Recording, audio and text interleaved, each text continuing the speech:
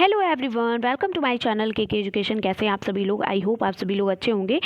तो आज मैं आप लोगों को हिंदी के पवन सीरीज़ के अतिलघुत्तम प्रश्नों को कराने वाली हूं। और जैसा कि आप सभी लोग जानते हैं, मैं आप लोगों को पवन सीरीज़ का रिवीजन करा रही हूं। अगर अभी तक आप लोगों ने पिछले पेपर रिवीजन नहीं किए हैं तो वो आप जल्दी से रिवीजन कर लें, क्योंकि आप सीरीज़, महामैराथन क्लासेस और इसके साथ साथ आपको क्लासेस और आपको प्रीवियस ईयर क्वेश्चन पेपर आपको मेरे चैनल पर मिल जाएंगे। तो आप के एजुकेशन चैनल को जल्दी से सब्सक्राइब कर लीजिए, क्योंकि पेपर आपके यानी एग्ज़ाम्स आपके बहुत नज़दीक हैं, ताकि आपकी अच्छे से प्रिपरेशन हो सके। तो चलिए बिना टाइम वेस्ट किए हम शुरू करते हैं इस सीरीज़ को। तो पहला यहाँ पर क्वेश्चन है, अतिलघुत्तम प्रश्न हिंदी का पहला है, कहानी का महत्व लिखिए। यानी कहानी कैसे, क्या इंपॉर्टेंस हैं, बच्चों के अंदर क्या होता है। तो कहानी से बच्चों के अंदर ज्ञान की वृद्धि होती है, विद्यार्थी का सर्वांगीण विकास होता है। सर्वांगीण विकास का मतलब ये होता है कि बच्चों के अंदर उनका मानसिक विकास, उनका शारीरिक विकास, उनका सामाजिक विकास, ठीक है, उन सभी प्रकार के, उनका नैतिक विकास, सभी प्रकार का विकास होता है बच्चों के अंदर।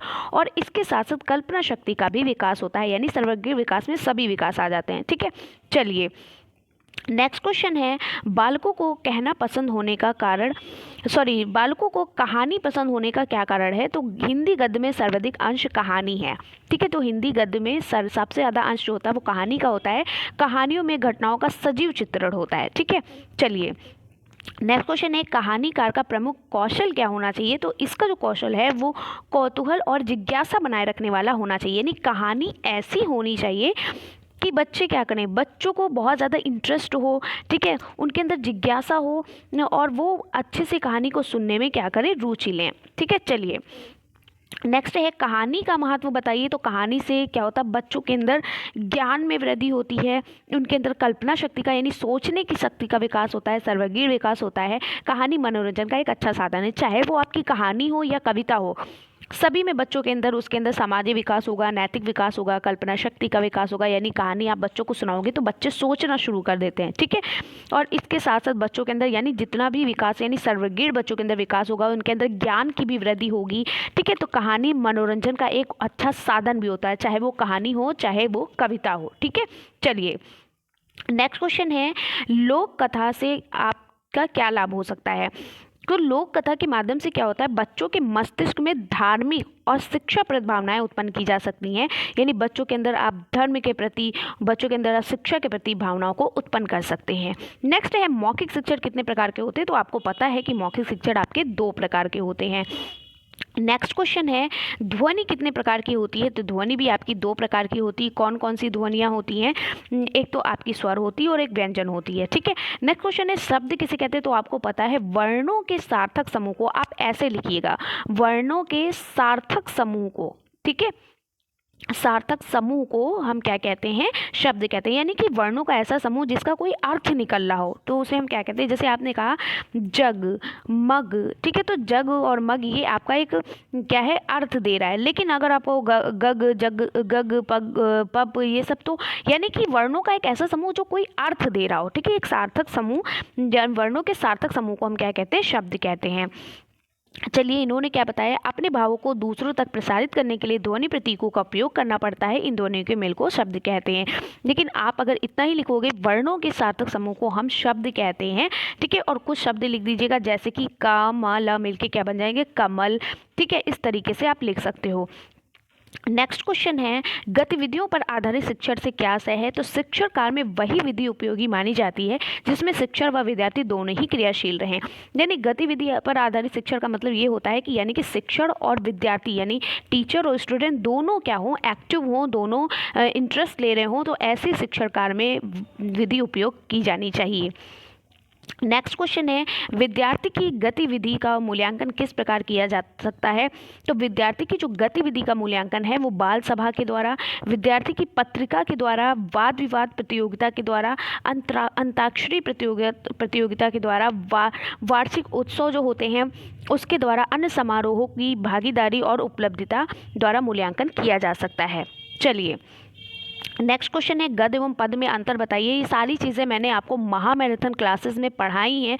अगर आपने महामैराथन क्लास नहीं देखी है तो प्लीज़ आप देख लीजिए और प्रीवियस ईयर क्वेश्चन पेपर को रट डालिए। जितना मैं पढ़ा रही हूँ ना उतना बस आप पढ़िए, उतना ही रिवीजन करिए, ज़्यादा पढ़ने की ज़रूरत नहीं है। नेक्स्ट है गद्य एवं पद्य में अंतर बताइए। तो पद्य में गति एवं लय की विशेष भूमिका होती है। आपको पता है पद्य मतलब होता है कविता और गद्य का मतलब होता है कहानी। तो कविता हम कैसे सुनाते हैं, कविता जब भी हम बच्चों को पढ़ाते हैं तो उसमें गति होगी, एक लय होगी, है ना, तो उसके लिए विशेष भूमिका होती है, जबकि गद्य के लिए लय का कोई उपयोग नहीं होता। पद्य की रचना छंदबद्ध और छंद युक्त होती है, लेकिन गद्य में छंद का कोई उपयोग नहीं होता है। ठीक है, चलिए नेक्स्ट है गद्य का अर्थ लिखिए। तो गद्य का अर्थ क्या होता है, जिस रचना में छंद शास्त्र के गढ़ तथा मात्राओं के बंधन नहीं होते वो क्या कहलाते हैं, गद्य कहलाते हैं। जिनको हम लय या सुर या ताल से नहीं पढ़ते हैं वो क्या कहलाते, गद्य कहलाते। जैसे कि कहानी। ठीक है, चलिए कहानी है, लोक कथा है, ठीक है, निबंध है, ये सभी, ठीक है, जीवन परिचय है किसी का, ये सभी क्या है, गद्य है। नेक्स्ट क्वेश्चन है सूक्ष्म पाठ के उद्देश्य बताइए। तो सूक्ष्म पाठ का क्या उद्देश्य होता है, तो सूक्ष्म पाठ द्वारा हम निम्नलिखित उद्देश्यों की प्राप्ति कर सकते हैं या निम्नलिखित उद्देश्यों की प्राप्ति हो सकती है। जैसे वाक्यों की रचना में व्याकरण के ज्ञान का पूर्ण उपयोग हो सकता है। ठीक है, नेक्स्ट है शब्द ज्ञान कोश में वृद्धि होगी। ठीक है, और मुहावरों लोकोक्तियों सूक्तियों इत्यादि का भी ज्ञान होगा। ठीक है, चलिए नेक्स्ट क्वेश्चन है द्रुत पाठ का अर्थ क्या होता है। तो द्रुत पाठ का अर्थ होता है शीघ्रता से पढ़ना। ठीक है, क्या होता है, ना बहुत तेज पढ़ना और ना बहुत जो है धीरे धीरे, मतलब इतना धीरे पढ़ो कि बच्चों को इंटरेस्ट नहीं ना आए और इतनी भी जल्दी मत पढ़ो कि बच्चों को सही तरीके से वाक्य समझ में ना आए। ठीक है, तो शीघ्रता से पढ़ना क्या कहलाता है, द्रुत पाठ कहलाता है। ठीक है, यहाँ पे द्रुत नहीं द्रुत होना चाहिए। चलिए नेक्स्ट क्वेश्चन है अभिव्यक्ति का अर्थ बताइए। तो व्यक्ति द्वारा प्रकट किए गए भावों को अभिव्यक्ति करें, यानी किसी भी व्यक्ति द्वारा प्रकट किए उसके भाव, उसके विचार को हम क्या कहते हैं, अभिव्यक्ति कहते हैं। व्यक्ति अपने हृदय के विचारों को भाषा या फिर वाणी का रूप प्रदान करता है, यही क्या कहलाती है, अभिव्यक्ति कहलाती है। ठीक है, चलिए नेक्स्ट है प्रोफेसर रमन बिहारी लाल ने मौखिक अभिव्यक्ति को किस प्रकार परिभाषित किया। तो इन्होंने कहा है कि मानव अपने हृदय के भाव प्रकट करने के लिए जिस ध्वन्यात्मक संकेत साधन का प्रयोग करता है उसकी मौखिक अभिव्यक्ति कहते हैं। यानी जिस ध्वनि के द्वारा आप जो बोल करके किसी बात को कहते हो तो वो मौखिक अभिव्यक्ति होती है। ठीक है, चलिए नेक्स्ट है मौखिक अभिव्यक्ति के साधन बताइए। तो मौखिक अभिव्यक्ति के साधन क्या होते हैं, बहुत सारे साधन होते हैं। जैसे विचार विमर्श करना, आपके अंदर जो विचार हैं, जो आप सोच रहे हो उसको आप किसी से बता रहे हो, वार्तालाप करके, एक दूसरे से बातचीत करके, वाद विवाद करके, चर्चा परिचर्चा करके, कविता पाठ सुना करके, भाषण दे करके, व्याख्यान करके, कहानी और कथन इत्यादि मौखिक अभिव्यक्ति के क्या है, साधन है। नेक्स्ट क्वेश्चन है लिखित अभिव्यक्ति के क्या साधन है। तो लिखित आप लिख कर किसी चीज़ को, मान लो आप किसी को पत्र लिख रहे हो, अपनी बात को प्रकट करने के लिए, अपने विचार को, अपने जैसे अपने दोस्तों को पत्र लिखते हो, सार लेखन के द्वारा, निबंध के द्वारा, आत्मकथा के द्वारा, कहानी लेखन, नाटक लेखन, कविता लेखन, संस्मरण लेखन, विवरण, आख्या लेखन इत्यादि के द्वारा। ठीक है, नेक्स्ट क्वेश्चन है अक्षर का क्या अर्थ है, लिखिए। तो देखिए अक्षर होता क्या है, मैं आपको सबसे पहले समझा देती हूँ। देखिए यहाँ पर लिखा है जो नाशवान ना हो उसे अक्षर कहता है, यानी कि जिसका कोई परिवर्तन ना हो, यानी जो अपरिवर्तनशील, जिसे हम बदल नहीं सकते, जिसे हम ना घटा सकते हैं, ना ही जिसे हम नष्ट कर सकते हैं, वो क्या कहलाते हैं, अक्षर कहलाते हैं। क्षर का अर्थ होता है नाश होना और आ का अर्थ होता है नहीं, यानी जिसका कोई नाश ना हो, जिसका कोई विनाश ना हो, जिसे नष्ट ना किया जा सके। ठीक है, किसी भी अक्षर का नाश नहीं होता, अक्षर मिलकर शब्द का रूप लेते हैं। नेक्स्ट है वर्ण किसे कहते हैं। तो आपको पता है अक्षर समूह का दूसरा नाम क्या होता है, वर्ण। वर्ण हम अक्षर को ही बोलते हैं। ठीक है, अक्षर जो होते हैं उनका दूसरा नाम ही वर्ण होता है। वर्ण अक्षर समूह के दो वर्गों में विभक्त होता है, एक तो स्वर और व्यंजन। अगर आपसे पूछा जाए कि वर्ण कितने प्रकार के होते हैं या अक्षर कितने प्रकार के होते हैं, तो स्वर और व्यंजन। चलिए नेक्स्ट है शब्द की व्याख्या कीजिए। तो व्यक्ति के विचारों के प्रतीक के रूप में उच्चारित की जाने वाली ध्वनियों के समूह को अर्थात संकेतों को शब्द कहा जाता है। ठीक है, तो आप ऐसे भी लिख सकते हो कि वर्णों के सार्थक मेल को हम क्या कहते हैं, शब्द कहते हैं। बस आपको यही लिखना है, वही चीज़ आपको लिखना है, थोड़ा सा क्वेश्चन को अलग करके बताइए। यहाँ पर ये नहीं कहा गया कि शब्द किसे कहते हैं, वर्णों के सार्थक मेल को हम क्या कहते हैं, शब्द कहते हैं। बस आप इतना ही लिखिएगा, वर्णों के सार्थक मेल को हम शब्द कहते हैं। और ये आपकी चाहे जितना भी कॉम्पिटिटिव एग्जाम्स हो, यही आपका आता है, यही डेफिनेशन आती है, यही परिभाषा आती है कि वर्णों के सार्थक मेल को हम शब्द कहते हैं। चलिए शब्द कितने प्रकार के होते हैं, दो प्रकार के, ध्वन्यात्मक और वर्णात्मक। ठीक है, चलिए नेक्स्ट है वाक्य कितने प्रकार के होते हैं। तो आपको पता है वाक्य 3 प्रकार के होते हैं। एक तो आपका सरल वाक्य होता है, जैसे आपने कहा सीता ने खाना खाया। मिश्रित वाक्य होता है, यानी 2 वाक्यों को मिलकर संयुक्त वाक्य होता है। ठीक है, तो 3 प्रकार के वाक्य होते हैं, सरल वाक्य, मिश्रित वाक्य और संयुक्त वाक्य। चलिए नेक्स्ट क्वेश्चन है आपका उपसर्ग का अर्थ बताते हुए कोई 4 उदाहरण लिखे। तो मैंने आपको बहुत अच्छे से उपसर्ग और प्रत्यय की अलग से जो मैंने आपको क्लासेस दी उसी को रिवीजन करिए। नेक्स्ट कोई नया चीज़ मत पढ़िए, मैं आपसे बार बार कह रही हूँ, कोई न्यू चीज़ मत पढ़िएगा। जो आपने पढ़ा है, जो भी चीज़ याद की उसी को रिवीजन करिए। ठीक है, मान लो आपके ये यहाँ पर आपका जैसे ये क्वेश्चन आया उपसर्ग का क्या अर्थ है, तो आपने जो याद किया आप वही रिवीजन करिए। ज़रूरी नहीं है कि आप सीरीज़ से पढ़िए, सीरीज वाला है तो सीरीज में पढ़ रहे हो वहाँ, तो जो भी आपने डेफिनेशन इजी लैंग्वेज में भी पढ़ी है, मैंने आपको इजी लैंग्वेज में लिखवाई है, वही पढ़ेगा। तो वे शब्दांश जो शब्द के क्या होते हैं, आरंभ में जुड़कर अर्थ को परिवर्तित कर दे या अर्थ को बदल दे, उन्हें हम क्या कहते हैं, उपसर्ग कहते हैं। ठीक है, जब वे शब्दांश जो शब्द के पहले जुड़कर आते हैं, ऐसे भी आप लिख सकते हैं, वे शब्दांश जो शब्द के पहले जुड़कर आते हैं उन्हें हम क्या कहते हैं, जो शब्द के पहले जुड़कर आते हैं और उस शब्द में उसके अर्थ में परिवर्तन कर देते हैं, उसके अर्थ में बदलाव ला देते हैं, उन्हें हम क्या कहते हैं, उपसर्ग कहते हैं। ठीक है, चलिए इसने क्या बोला है, शब्दांश अथवा कोई अक्षर किसी शब्द के आरंभ में जोड़कर उसके अर्थ को परिवर्तित कर दे अथवा अर्थ में विशेषता उत्पन्न कर दे, उसे उपसर्ग कहते हैं। ठीक है, तो आप यही लिखिएगा कि वे शब्दांश जो किसी शब्द के पहले जुड़कर उसके अर्थ में परिवर्तन ला देते हैं, उन्हें हम उपसर्ग कहते हैं। ठीक है, कोई भी आप उपसर्ग बना सकते हो, जैसे आ, मर में आ उपसर्ग जुड़ गया, क्या बना, अमर हो गया। क्रमण में अति उपसर्ग जुड़ गया, क्या बना, अतिक्रमण। नैतिक में आ उपसर्ग जुड़ गया, क्या बना, अनैतिक बना। आलय में न्याय जुड़ गया, क्या बना, न्यायालय। ठीक है, चलिए नेक्स्ट क्वेश्चन है प्रत्यय उपसर्ग का उल्टा होता है। ठीक है, वे शब्दांश जो किसी शब्द के अंत में जुड़कर उसके अर्थ में परिवर्तन ला देते हैं या बदलाव ला देते हैं, उन्हें हम प्रत्यय कहते हैं। ठीक है, तो यहाँ पर क्या लिखा है, प्रत्यय के अंतर्गत किसी शब्द के अंत में कोई अक्षर अथवा शब्दांश लग जाने या उसका अर्थ परिवर्तन हो जाता है, उसे प्रत्यय कहते हैं। जैसे कड़वा शब्द के बाद हट लग जाने से कड़वाहट हो जाता है। तो ध्यान रखिएगा कि वे शब्दांश जो किसी शब्द के अंत में जुड़ करके उसके अर्थ में परिवर्तन ला देते हैं, उसे हम प्रत्यय कहते हैं। मैंने आपको यही डेफिनेशन लिखवाई है, यही परिभाषा लिखवाई है, आप यही याद करिए। नेक्स्ट क्वेश्चन है सामासिक पद किसे कहते हैं। तो आपको पता है सामासिक पद क्या होता है, जैसे मैंने कहा चाय और नाश्ता। ठीक है, रोजी रोटी, पढ़ाई लिखाई, यानी 2 या 2 से अधिक शब्दों के परस्पर मिलकर एक शब्द बनता है, उसे समास कहते हैं।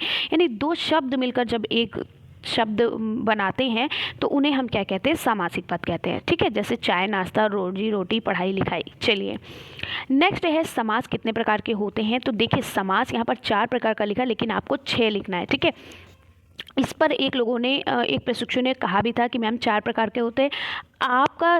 आप यूपी टेट का पेपर दे रहे हो, आप सी टेट का पेपर दे रहे हो, ठीक है, आप डीएलएड का पेपर दे रहे हो, तो आपको 6 प्रकार के लिखने हैं। ठीक है, 6 प्रकार के समास होते हैं।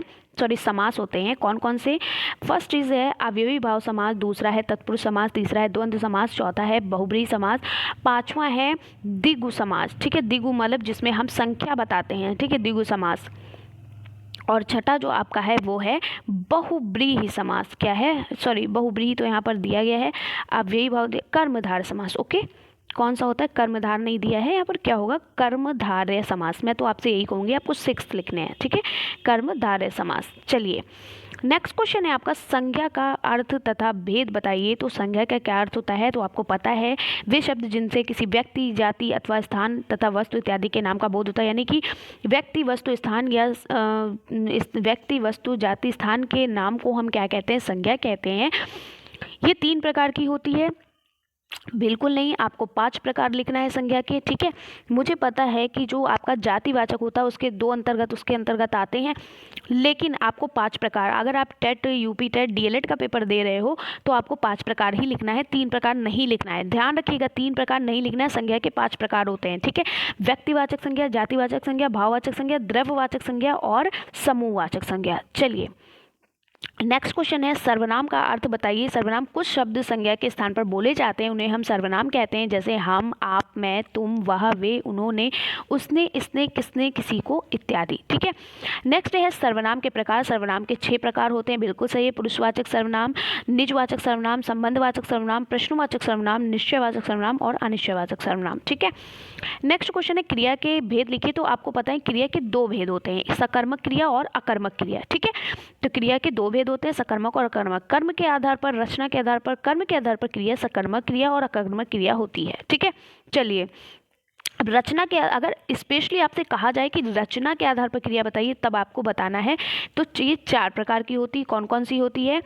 प्रेरणा प्रदत्त क्रिया या प्रेरणार्थक क्रिया, संयुक्त क्रिया, नाम धातु क्रिया और पूर्वकालिक क्रिया। ठीक है, चलिए नेक्स्ट क्वेश्चन है आपका, विशेषण की परिभाषा तथा भेद लिखिए। तो विशेषण की परिभाषा क्या होती है? संज्ञा शब्दों की विशेषता बताने वाले को, ठीक है, जो क्या करते हैं, जो संज्ञा या सर्वनाम की जो विशेषता बताते हैं वे शब्द क्या कहलाते हैं? विशेषण कहलाते हैं। विशेषण हमारे 4 प्रकार के होते हैं, एकदम सही कहा है। गुणवाचक विशेषण, परिमाणवाचक विशेषण, ठीक है, और होता है संख्यावाचक विशेषण। क्या होता है? संख्यावाचक या संख्या बोधक विशेषण। और चौथा जो होता है वो आपका होता है सार्वनामिक विशेषण। क्या होता है? सार्वनामिक या जिसे हम संकेतवाचक विशेषण भी कहते हैं। ठीक है, चलिए नेक्स्ट क्वेश्चन है अच्छा, वचन कितने प्रकार के होते हैं? तो आपको पता है वचन आपके 2 प्रकार के होते हैं, एक वचन और बहुवचन। तो शब्द का वारूप जिसमें उसका एक या अनेक होने का बोध होता है उसे हम क्या कहते हैं? वचन कहते हैं। हिंदी में वचन 2 प्रकार के होते हैं, वचन 2 प्रकार के होते हैं, एक वचन और बहुवचन। तो लिंग की परिभाषा दी, देखिए लिंग भी आपके 2 प्रकार के होते हैं, एक स्त्रीलिंग और दूसरा पुल्लिंग होता है। ठीक है, तो शब्दों के जिस रूप में पुरुष या स्त्री जाति का बोध होता है, या पुरुष या नारी जाति, आप स्त्री जाति लिखोगे बेटर रहेगा, स्त्री जाति का बोध होता है उसे हम लिंग कहते हैं। समस्त संज्ञा पद 2 लिंगों में से किसी एक लिंग में ही होते हैं, या तो वे पुल्लिंग होते हैं या स्त्रीलिंग होता है। ठीक है, तो आपको इतना ही लिखना है, जिन शब्दों से या शब्दों के जिस रूप से हमें स्त्री जाति या पुरुष जाति का बोध होता है उसे हम लिंग कहते हैं। लिंग हमारे 2 प्रकार के होते हैं, एक स्त्रीलिंग और दूसरा पुल्लिंग। ठीक है, चलिए वाचन के प्रकार बताइए। वाचन आपके 2 प्रकार के होते हैं, एक होता है सस्वर वाचन, एक होता है मौन वाचन। सस्वर मतलब सा मतलब होता है सहित, ठीक है, तो स्वर सहित बोलना, और एक मौन वाचन आप मन ही मन जो चीज़ें पढ़ते हो। ठीक है, चलिए नेक्स्ट देखिए, सस्वर वाचन से रिलेटेड क्वेश्चन भी आ गया। सस्वर वाचन किस प्रकार किया जाता है? तो सस्वर वाचन 2 प्रकार से किया जाता है। प्रथम, एक ही व्यक्ति किसी लिखित भाग का वाचन करे, जैसे कथावाचक का वाचन, बालकों द्वारा एक एक करके किसी लिखित गद्यांश का वाचन, या पद्यांश का पाठ। यानी कि देखो सस्वर वाचन भी 2 तरीके के होते हैं। एक व्यक्ति को, जैसे किसी टीचर ने कहा कि राम आप खड़े हुइए और बुक का जो ये पैराग्राफ है इसको पढ़ के दिखाइए, ये पढ़ के सुनाइए, तो एक होता है अकेले पढ़ना। दूसरा जो होता है सस्वर वाचन वह है जिसमें बहुत सारे बालक या व्यक्ति किसी भी लिखित भाग को एक साथ पढ़ते हैं। जैसे कि टीचर ने कोई कविता सुनाई तो बच्चे उसको, सारे बच्चे एक साथ उसको रिपीट करते हैं, उसको बोलते हैं, यानी कि एक साथ सभी का बोलना, वो क्या कहलाता है? वो भी एक तरीके का सस्वर वाचन कहलाता है। नेक्स्ट है मौन वाचन का अर्थ क्या है? तो मौन वाचन का अर्थ होता है स्वयं में स्पष्ट है। ठीक है, यानी मौन का अर्थ होता है बिना ध्वनि किए, अर्थात किसी पाठ को इस प्रकार पढ़ना कि किसी को आवाज़ या ध्वनि से ज्ञात ना हो पाए। ठीक है, यानी मौन वाचन का मतलब आपको ऐसे लिखना है कि मन ही मन किया जाने वाला वाचन। ठीक है, क्या कहलाता है? मौन वाचन कहलाता है। जैसे कि कहीं आए, क्या पढ़ा जा रहा है कि ही मौन वाचन है, या सस्वर वाचन में ठीक उल्टा है। चलिए आगे बढ़ते हैं। नेक्स्ट है वाक्य किसे कहते हैं? तो आपको पता है शब्दों को मिलाकर वाक्य बनते हैं। वाक्य द्वारा भाव अथवा विचार प्रकट किए जाते हैं। वाक्य के 2 अंग होते हैं, एक तो उद्देश्य, दूसरा विधेय। ठीक है, नेक्स्ट है पद क्रम का क्या अर्थ है? तो शब्दों को सही क्रम से लगाकर वाक्य बनाने को पद क्रम कहते हैं। यानी कि शब्दों का कोई ऐसा शब्द लिखा हुआ, जैसे लिखा हुआ है राम है अच्छा लड़का एक, तो ये आपका सही क्रम नहीं लिखा हुआ है। ठीक है, राम है अच्छा लड़का एक, ये आपका सही क्रम नहीं लिखा हुआ। आपको कैसे लिखना है? राम एक अच्छा लड़का है। ठीक है, तो शब्दों को सही क्रम से लगाकर वाक्य बनाने को हम क्या कहते हैं? पद क्रम कहते हैं। ठीक है, चलिए नेक्स्ट क्वेश्चन है संयुक्त वाक्य किसे कहते हैं? तो आपको पता है वाक्य में 2 या 2 से अधिक शब्द स्वतंत्र रूप से समुच्चय बोध के द्वारा जुड़े रहते हैं, परंतु परस्पर आश्रित नहीं होते हैं, संयुक्त वाक्य कहलाते हैं। ठीक है, नेक्स्ट है मिश्रित वाक्य किसे कहते हैं? तो मिश्रित वाक्य में एक मुख्य उपवाक्य तथा एक या एक से अधिक उपवाक्य हो तो मिश्रित वाक्य कहलाते हैं। जैसे डॉक्टर ने कहा कि 1 सेब प्रतिदिन खाना चाहिए। ठीक है, चलिए नेक्स्ट है व्यू का विलोम शब्द क्या होता है? तो निव्यू या अव्यू होता है। नेक्स्ट है मैंने कहा होगा। वाक्य किस प्रकार का वाक्य है? तो ये जो आपका है ये आपका संदेहवाचक वाक्य है। कौन सा वाक्य है? आपका संदेहवाचक वाक्य है। नेक्स्ट है उन्मेष में किस उपसर्ग का प्रयोग हुआ? तो उन्मेष यानी उत्मेष, उत प्लस मेष, उन्मेष हो गया। ठीक है, चलिए नेक्स्ट है, जिसके हाथ में चक्र हो, आपको पता है चक्रपाणी कहलाता है। चक्रपाणी, पाणी मतलब हाथ होता है, चक्रपाणी या चक्रधारी या चक्रधर, तो जिसके हाथ में चक्र हो चक्रपाणी कहलाता है। ठीक है, चलिए नेक्स्ट है, जिसके पास तुरंत सोच की शक्ति हो, उसके लिए एक शब्द लिखिए। तो जिसके पास तुरंत सोच की शक्ति हो उसको हम प्रत्युत्पन्नमति या प्रत्युत्पन्नमति कहते हैं। ठीक है, तो वीर रस का स्थायी भाव आपको पता है उत्साह होता है। कंधी का तत्सम शब्द क्या है? कंक्तिया या कड़कती। ठीक है, नेक्स्ट है, पर्वत के ऊपर की समतल भूमि को क्या कहते हैं? अधितैका कहते हैं। ठीक है, और नीचे की भूमि को उपतैका। चलिए नेक्स्ट क्वेश्चन है, प्रधानमंत्री में कौन सा समास है? कर्मधार, बहुब्रीहि या तत्पुरुष। देखिए प्रधानमंत्री में आपको बताऊं तो सही माने से बताऊं तो आपको कर्मधारय लिखना है। ठीक है, ये नहीं, कर्मधारय समास लिखना है, क्योंकि जो व्यक्ति क्या है मंत्रियों में प्रधान हो, इसका अर्थ होता है कि जो व्यक्ति मंत्रियों में प्रधान हो वो क्या होगा? प्रधानमंत्री कहलाएगा। ठीक है, तो ये आपका क्या है? कर्मधारय समास होगा। चलिए नेक्स्ट क्वेश्चन है, राम का घर दूर है, तो यहाँ पर देखिए संबंधवाचक, यानी किसका घर? राम का घर, तो यहाँ पर संबंध बता रहा है। संबंध में क्या होता है? काकी के रारी रे। ठीक है, चलिए, वह अपना सिर खुजलाता है, वाक्य में सकर्मक क्रिया है या कर्मक? तो सिर खुजला रहा है यानी कोई कार्य कर रहा है, तो वो क्या होगी? सकर्मक क्रिया होगी। ठीक है, नेक्स्ट क्वेश्चन है आपका, अस कही कुटिल भई उठी ठाड़ी, मानहु रोष तरंगिनी बाढ़ी के। मानहु, देखो मानू जानू, ठीक है, मनु जनू, ये अगर आता है तो क्या है? उत्प्रेक्षा अलंकार है। चलिए नेक्स्ट है, मुझसे उठा नहीं गया। जब ऐसा भाव हो जहाँ पर क्या होता है? मुझसे उठा नहीं गया, मुझसे चला नहीं गया, मुझसे खाया नहीं गया, तो आपका वहाँ पर भाववाच्य होगा। ठीक है, नेक्स्ट है, काला सागर में कौन सी संज्ञा है? तो आपको पता है व्यक्तिवाचक संज्ञा है। ठीक है, सागर, काला सागर क्या है? व्यक्तिवाचक संज्ञा है।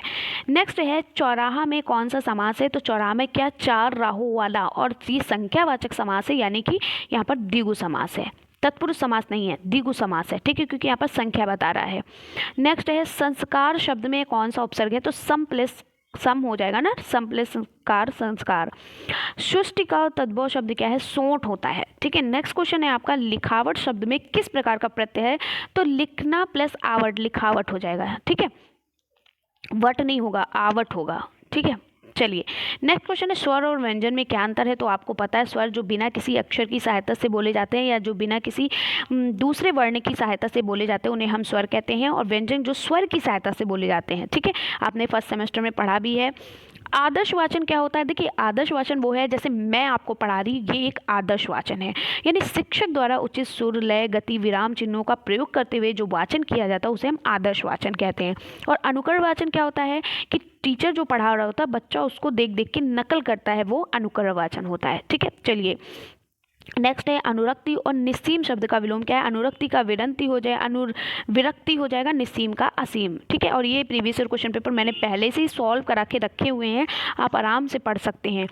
विस्मयादिबोधक चिन्ह का प्रयोग कब करते हैं? तो जब भी कोई विस्मय हो, पीड़ा हो, अत्यधिक हर्ष हो, घृणा हो, इन सभी के लिए हम क्या करते हैं? विस्मयादिबोधक चिन्हों का प्रयोग करते हैं। ठीक है, द्रुत पाठ का अर्थ क्या है? देखिए फिर से क्वेश्चन रिपीट किया है, शीघ्रता से पढ़ना। ठीक है, अंश मतलब होता है भाग और अंश मतलब होता है कंधा। बहुत अच्छे से मैंने आपको पढ़ाया और ये फर्स्ट सेमेस्टर में भी पूछा गया था।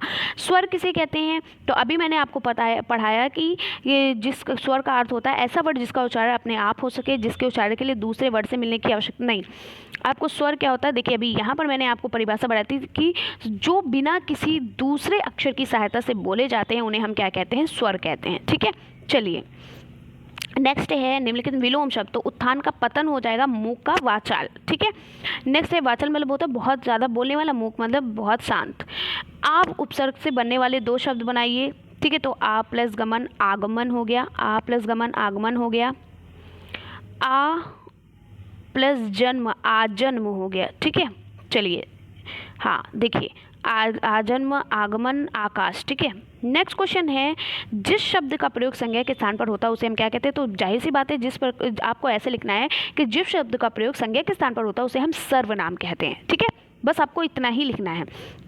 कुछ शब्द संज्ञा के स्थान पर बोले जाते हैं जिन्हें आपको ऐसे नहीं, आपको ऐसे ही लिखना है, जिस शब्द का प्रयोग संज्ञा के स्थान पर होता है उसे हम सर्वनाम कहते हैं, जैसे हम, आप, मैं, तुम, वह, वे, उन्होंने, उसने, इसने, किसने, किसी को इत्यादि। ठीक है, यह, वह। ठीक है, ये सभी। पत्र कितने प्रकार के होते हैं? तो मैंने आपको बहुत अच्छे से पढ़ा है, पत्र दो प्रकार के होते हैं, औपचारिक और अनौपचारिक। कौन होते हैं औपचारिक, कौन होते हैं अनौपचारिक, ये बहुत अच्छे से पढ़ा है, आपको आता होगा। ठीक है, चलिए प्रति उपसर्ग से बनने वाले दो शब्द मोस्ट इंपॉर्टेंट क्वेश्चन है। प्रति से बहुत पूछा जाता है, जैसे प्रतिकूल हो गया, प्रतिछाया होगा, प्रतिवर्ग हो गया। ठीक है, चलिए नेक्स्ट है कारक शब्द में कौन सा प्रत्यय लगा हुआ है, तो कारक शब्द में अक शब्द अक प्रत्यय लगा हुआ है। ईशा ने पत्र लिखा, ये लंग लकार भूतकाल है। ठीक है, बालक तेज दौड़ता है, ये क्रिया विशेषण का प्रयोग, मतलब किस क्रिया विशेषण का, तो ये विशेष क्रिया विशेषण का प्रयोग हुआ है। ठीक है, नेक्स्ट है वर्णन शब्द के दो पर्यायवाची लिखिए, तो कथन और आख्यान। फिर है सर्वनाम के दो उदाहरण लिखिए, तो सर्वनाम क्या होता है, हम, आप, मैं, तुम, वह, वे। वह शब्द जो संज्ञा के स्थान पर, ऐसे शब्द जिनका उपयोग संज्ञा के स्थान पर किया जाता है, या वह शब्द जो संज्ञा के स्थान पर बोले जाते हैं उन्हें सर्वनाम कहते हैं, जैसे हम, आप, मैं, तुम, वह, वे, यह, वह, उसने, उसने, किसने, किसी को। ठीक है, जैसे हम कह सकते हैं मैं काम कर रहा हूँ, या मैं काम कर रही हूँ, मैंने वह पढ़ रहा है। तो ये सभी उदाहरण आपको ऐसे लिख देने हैं। ठीक है, नेक्स्ट है प्रा उपसर्ग से बनने वाला दो शब्द मोस्ट इंपॉर्टेंट है, पूछा भी जा सकता है, प्रचार, प्रसार। ठीक है, प्रत्यय किसे कहते हैं, तो अभी मैंने आपको बताया कि वे शब्दांश जो किसी शब्द के अंत में आकर उसके अर्थ में परिवर्तन ला देते हैं, तो वो क्या कहलाते हैं, प्रत्यय कहलाते हैं। और प्रत्यय जो होते हैं ये आपके दो प्रकार के होते हैं, एक कृदित प्रत्यय होता है, एक तद्धित प्रत्यय होता है। ठीक है, काल कितने प्रकार के होते हैं, काल आपके 3 प्रकार के होते हैं। मोस्ट इंपॉर्टेंट क्वेश्चन और कई बार पूछा गया, देखिए कितनी बार पूछा गया, यहीं पे भी देखिए 2017, 20, 21 में और आप में भी पूछा जा सकता है। तो काल कितने प्रकार के होते हैं, 3 प्रकार के, वर्तमान काल, भूतकाल और भविष्यकाल, जिसको आप बोलते हो ना कि प्रेजेंट, पास्ट और फ्यूचर, वही है ये। ठीक है, चलिए नेक्स्ट है अनुकरण वाचन। अभी मैंने आपको बताया ना कि अनुकरण का मतलब होता है नकल करना। ठीक है, तो अध्यापक के द्वारा बोले गए पाठ्यक्रम शब्दों को सुनकर जब बच्चे उसका प्रयोग करते हैं या उसकी नकल करते हैं तो उसे हम क्या कहते हैं, अनुकरण वाचन कहते हैं। मौन वाचन के 2 उद्देश्य बताइए, तो मौन वाचन व्यक्ति दूसरों को किसी भी प्रकार की बाधा पहुंचाए बिना कर सकता है। यानी कि मौन वाचन क्या होता है, मौन, जैसे आप मान लो कि 4 लोग बैठे हैं लाइब्रेरी में, क्या होता है, लाइब्रेरी में लोग मौन वाचन करते हैं। क्यों? क्योंकि वहाँ पर कई सारे लोग पढ़ने आते हैं, तो दूसरों को डिस्टर्ब ना हो इस वजह से लोग मौन वाचन करते हैं। ठीक है, अवकाश के क्षणों का उपयोग करने की दृष्टि से मौन वाचन बहुत महत्वपूर्ण है। ठीक है, चलिए नेक्स्ट है पुरुषवाचक सर्वनाम के प्रकारों के नाम लिखिए। तो पुरुषवाचक सर्वनाम जो शब्द संज्ञा शब्द के स्थान पर प्रयुक्त हो उन्हें और व्यक्ति विशेष को संबोधित करता है, वह शब्द पुरुषवाचक सर्वनाम कहलाता है। जैसे वक्ता, श्रोता तथा जिसके बारे में कहा जाता है उसके लिए प्रयुक्त शब्द पुरुषवाचक सर्वनाम कहलाता है। और ये 3 प्रकार के होते हैं, बहुत इंपॉर्टेंट, कई बार पूछा गया है, उत्तम पुरुष, मध्यम पुरुष और अन्य पुरुष। तो उत्तम क्या होता है, जैसे कि मैं, हम, ये उत्तम हो गया। मध्यम पुरुष क्या होता है, जैसे कि तू, तुम, आप, किसी दूसरे के लिए आप कह रहे हो, सामने वाले से आप कह रहे हो। और एक होता है अन्य पुरुष, यानी जो हमारे सामने ना हो और हम किसी अदर की बात कर रहे हो, जैसे कि वह, वे, उसने, उन्होंने। ठीक है, ये नेक्स्ट है अधि उपसर्ग लगाकर 4 शब्द लिखिए। तो अधिकार हो गया, अधिवक्ता हो गया, अधिनियम हो गया, अध्यक्ष हो गया। ठीक है, अधि प्लस अक्ष मिलके अध्यक्ष बनता है। नेक्स्ट है क्रिया विशेषण की परिभाषा लिखते हुए 2 उदाहरण लिखिए। तो जो शब्द क्रिया की विशेषता बताते हैं उन्हें हम क्या कहते हैं, क्रिया विशेषण कहते हैं। यानी जो शब्द क्रिया की विशेषता बताए उन्हें हम क्रिया विशेषण कहते हैं। और जैसे कि गर्म से गरमाना, रोना से रुलाना। ठीक है, नेक्स्ट क्वेश्चन है विदुषी एवं तपस्विनी, तपस्विनी शब्द का पुल्लिंग शब्द लिखिए। तो विदुषी का पुल्लिंग शब्द लिखिए। तो स्त्री से आपको पुल्लिंग बनाना है, विदुषी से विद्वान हो जाएगा, तपस्विनी से तपस्वी हो जाएगा। नेक्स्ट है अशुद्ध शोधन से शब्दों एवं वाक्यों के कुछ उदाहरण दीजिए। यानी कि कुछ अशुद्ध आपके शब्द लिखे होते हैं उनको सही करके बताना होता है, या अशुद्ध वाक्य लिखे होते हैं उनको सही करके बताना होता है। कुछ शब्दों में अशुद्धियाँ शब्दों के शुद्ध रूप की जानकारी ना होने के कारण या उच्चारण गलत होने की वजह से शब्दों की अशुद्धियाँ होती हैं। शब्दों में मात्रा संबंधित अशुद्धियाँ अधिक देखने को मिलती हैं। जैसे यहाँ पर देखिए, यहाँ कुछ शब्दों के अशुद्ध और उनके शुद्ध रूप लिखे हुए हैं। जैसे आपसे पूछा जाएगा नाराज, तो नाराज नहीं होता, नाराज होता है। ठीक है, पूर्व नहीं होता, पूर्व होता है। तिथि नहीं होता, तिथि होता है, यानी दोनों में छोटी की मात्रा लगेगी। गुरु नहीं होता, गुरु होता है। ठीक है, गुरु। फिर क्या है, ईशावर नहीं, ईश्वर होता है। आधीन नहीं, अधीन होता है। ये देखिए, ये आपसे पूछा गया है, आपके क्या बोलते हैं, बहुविकल्पी प्रश्न में पूछा गया था। अधीन अगर आपने पढ़ा है, रिवीजन किया है तो पता होगा। पुरुष नहीं लिखा था, पुरुष लिखा जाता है। ऐसे नहीं लिखा जाता, इस तरीके से स्टेशन लिखा जाता है, ठीक है। बोला स्टेशन जाता है लेकिन लिखा आधा सा से शुरू होता है। पत्नी, पत्नी नहीं पत्नी होता है, ठीक है। परिश्रम, परिश्रम नहीं परिश्रम होता है, छोटी की मात्रा होगी। श्रीमती, देखिए सबसे ज़्यादा ये भी आपका बहुत ज़्यादा कन्फ्यूज़न वाला होता है, पूछा भी जाता है। तो श्रीमती नहीं होता, श्रीमती होता है, ठीक है। ता में बड़ी की मात्रा, और यहीं पे लोगों को कन्फ्यूज़न होता है। पूर्ण, पूर्ण का नहीं पूर्ण होता है। चिन्ह, देखिए चिन्ह ऐसे नहीं लिखा जाता, ज़्यादातर लोग ऐसे लिखते हैं, हम लोग भी ऐसे लिखते हैं, लेकिन सही लिखने का जो इसका तरीका वो ऐसे होता है, चिन्ह, ठीक है। हाँ में हलंत लग के लिखा होता है। साम नहीं होता, शाम होता है। सम नहीं होता, शर्म होता है। उत्पात नहीं उत्पात होता है।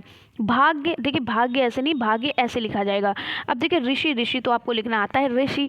आचरण, आचरण ऐसे लिखा जाता है, ठीक है। चलिए अब कुछ शुद्ध आपके जो वाक्य उनको अशुद्ध वाक्य को शुद्ध करना। जैसे कहा राम ने पुस्तक खरीदा, जैसे आप कहते हो कि राम ने क्या चीज़ खरीदी, तो आप कहते हो राम ने पुस्तक खरीदी। आप जैसे क्वेश्चन किसी से करते हो राम ने क्या खरीदा, तो आप कहते हो राम ने तो पुस्तक खरीदी, तो पुस्तक खरीदी हो जाएगी, ना कि खरीदा, ठीक है। शीला का सांस फूल रहा है, शीला की सांस फूल रही है ना, शीला का नहीं होगा। मेरी घोड़ा दौड़ा है, मेरा घोड़ा दौड़ा है कि मेरी घोड़ा हो जाएगा, मेरा घोड़ा दौड़ रहा है, ठीक है। आप खुद वाक्य को शुद्ध बोलिए, देखिए आपको आंसर खुद ही मिल जाएगा। प्राण निकल गया, प्राण निकल गए, ठीक है, नॉट निकल गया। सुधा ने 5 कचौड़ी खाई, सुधा ने 5 कचौड़ियाँ खाई, भाई 5 कचौड़ी, 5 ये क्या है, ये आपका क्या है, बहुवचन है, तो ये आपका 5 कचौड़ियाँ हो गई। हमने आज दिल्ली जाना है, हमें आज दिल्ली जाना, हमने कब हो गया, ठीक है। मैं मेरा काम कर रहा हूँ, मैं अपना काम कर रहा हूँ, ठीक है। मैं कभी ऐसे बोलती हूँ, आप लोग कभी ऐसे बोलते हो मैं मेरा काम कर रहा हूँ, या मैं तेरा काम, मैं अपना काम कर रहा हूँ, मैं तुम्हारा काम कर रहा हूँ, ठीक है, इस तरीके से बोलते हो। माता जी मुझे तुम्हारी बहुत याद आई, माता जी मुझे आपकी बहुत याद आई। आप माता जी को क्या कर रहे हो, आप माता जी को यहाँ पर रिस्पेक्ट दे रहे हो ना, तो तुम्हारी तो कहोगे नहीं, बड़ी है ना, तो माता जी क्या कहोगे, आपकी, ठीक है। चलिए शीला भोजन खा चुकी है, शीला भोजन कर चुकी है, आप कहते नहीं भोजन कर चुके, ठीक है, भोजन हो गया, ठीक है। चलिए राम ने नौकरी छोड़ दिया, राम ने नौकरी छोड़ दी, दिया नहीं छोड़ दी। सीमा पढ़ना मांगती है, सीमा पढ़ना चाहती है, भैया पढ़ना मांगता कौन है, पढ़ना चाहता। आप कहते हो ना मैं पढ़ना नहीं चाहता, मैं पढ़ना नहीं चाहती, इस तरीके से, ठीक है। नेक्स्ट क्वेश्चन है सीमा पढ़ना चाहती है, मुझको स्कूल जाना था, मुझे स्कूल जाना था, ठीक है। रीना मेरी पैरों में गिर पड़ी, रीना मेरे पैरों में गिर पड़ी, ठीक है। चलिए नेक्स्ट क्वेश्चन है आपका, ये देखिए 2019 के आपके क्वेश्चन चल रहे हैं। देखिए यहाँ पर शब्दों के शुद्ध रूप बताना, अभी देखिए आपने पढ़ा, अब इसको शुद्ध करिए। जैसे लिखा है प्रिया, तो प्रिया का इस तरीके से प्रिया ही होता है। बुद्धिमान, तो बुद्धिमान ऐसे नहीं लिखना आपको, बुद्धिमान आप कैसे लिखते हो, आप इस तरीके से लिखते हो ना, बुद्धिमान। नेक्स्ट है श्रीमती, अब देखिए श्रीमती आ गया ना, तो श्रीमती का क्या होगा, ता में बड़ी की मात्रा हो जाएगी, श्रीमती, ठीक है, श्रीमती। उत्सव, उत्सव में आधा ता हो जाएगा, ठीक है, तो उत्सव, इस तरीके से। चलिए अब भाववाचक संज्ञा किसे कहते हैं, उदाहरण से बताइए, तो आपको पता है जिन शब्दों से व्यक्ति या वस्तु के गुण, उसके कार्य, व्यापार अथवा किसी भाव, जिन शब्दों से किसी व्यक्ति या वस्तु के भाव, गुण, उनकी अवस्था का विशेष का बोध होता है, उसे भाववाचक संज्ञा कहते हैं। जिन शब्दों से व्यक्ति या वस्तु के गुण, उसके कार्य, व्यापार अथवा किसी भाव या अथवा विशेष अवस्था विशेष का बोध होता है, उसे भाववाचक संज्ञा कहा जाता है। जैसे पौरुष ने, जैसे पौरुष, उत्साह, अच्छाई, बुराई। नेक्स्ट है उपयुक्त शब्दों से व्यक्ति या वस्तु के गुण, दोष या भाव अवस्था का बोध होता है, इसलिए उस शब्दों में भाववाचक संज्ञा होती है। अभी उपसर्ग बहुत इंपॉर्टेंट, बहुत ज़्यादा पूछा गया है। अभी उपसर्ग से बनने वाले 4 शब्द बनाइए, तो क्या होता है, अभिमान, और हो गया अभिज्ञान, अभिमान, अभिशाप, अभिलाषा, ठीक है। अभी मतलब होता है चारों ओर। सम उपसर्ग से बहुत पूछा जाता है, सम्मुख हो गया, सम्मेलन हो गया, ठीक है। प्रकृति का सुकुमार कवि किसे कहते हैं, मैंने बहुत अच्छे से पढ़ाया, सुमित्रानंदन पंत को कहा जाता है। ये सभी प्रीवियस ईयर क्वेश्चन पेपर है और ऑलरेडी मैंने इसको करा दिया है। पंच परमेश्वर की कहानी मुंशी प्रेमचंद ने दी है। अंधे की लकड़ी होना, तो देखिए अंधे की लकड़ी का मतलब होता है एक मात्र सहारा होना, ठीक है। तो श्रवण कुमार अपने माँ बाप के लिए अंधे की लकड़ी था। फिर क्या है, प्रसंगोचित शब्द किस समास का उदाहरण, तो ये कर्मधारय समास का है, ठीक है। नेक्स्ट है छा संयुक्त वर्ड किससे बना है, तो का और शा से। देखिए एक बार आपका बहुविकल्पी में भी पूछा गया था, तो बहुत से लोगों ने का और शा पढ़ा है ना, हलंत नहीं लगेगा, लास्ट में हलंत नहीं लगेगा, ठीक है, क्योंकि इसमें छोटा आ जो होता है छिपा होता है। नेक्स्ट है मौलिक लेखन किसे कहते हैं। बहुत अच्छे से मैंने आपको ये भी पढ़ाया है कि मौलिक लेखन या मौलिक अभिव्यक्ति से तात्पर्य है जो कल्पना, तर्क एवं चिंतन शक्ति के माध्यम से विचार लिखे जाएं या कार्य परिवेश से संबंधित विषय पर कराया जाना चाहिए। प्रारंभ में ऐसे विषयों पर लिखाना चाहिए जिसका लिखने वाले अनुभव हो। ठीक है, यानी जिसको सोच समझ कर लिखा हो, जो बहुत ज़्यादा विचार करके, कल्पना करके, तर्क करके लिखा हो जो चीज़, उसे हम मौलिक लेखन कहते हैं। यानी लिखने से पहले इंसान 100 बार जब सोचता है, सोच करके चीज़ों को लिखता है, तो उसे हम मौलिक लेखन कहते हैं। तो कैसी लगी वीडियो कमेंट्स में ज़रूर बताइएगा। आई होप आपको अच्छे से समझ में आया होगा और ये सारी चीज़ें आप ऑलरेडी पढ़ चुके हो। ये एक तरीके से रिविज़न है और आई होप कि आप बहुत अच्छे से चीज़ों को पढ़ लिए होंगे। सारी चीज़ें आपको, यानी कि ये पूरा पेपर आपको आता होगा। इसमें से एक भी प्रश्न ऐसे नहीं होंगे जो आपको नहीं आते होंगे। अगर आपने मेरी महामैराथन देख ली है, प्रीवियस ईयर क्वेश्चन पेपर पढ़ लिए हैं, तो फिर आपने ये सारा का सारा पेपर मेरे बताने से पहले ही सॉल्व कर लिया होगा। तो कैसी लगी वीडियो कमेंट्स में ज़रूर बताइएगा। आजकल नेटवर्क इश्यूज़ बहुत ज़्यादा हैं मेरी साइड, तो इसलिए मैंने सोचा कि मैं वीडियो को अपलोड कर दूं, ठीक है, ताकि वो ब्लर जो दिखने लगता है वो ब्लर ना दिखे। तो मैंने इस तरीके से इसको मैंने आपको बता दिया है। आप लोग अच्छे से पढ़ लीजिएगा। फिर मिलते हैं इसी तरीके से नेक्स्ट वीडियो में, और आपकी नेक्स्ट वीडियो जो होगी वो इंग्लिश की होगी, ठीक है, इंग्लिश और सोशल साइंस की होगी। इंग्लिश और सोशल साइंस कल तक मुझे ये कंप्लीट करा देना है, इंग्लिश और सोशल साइंस की क्लास।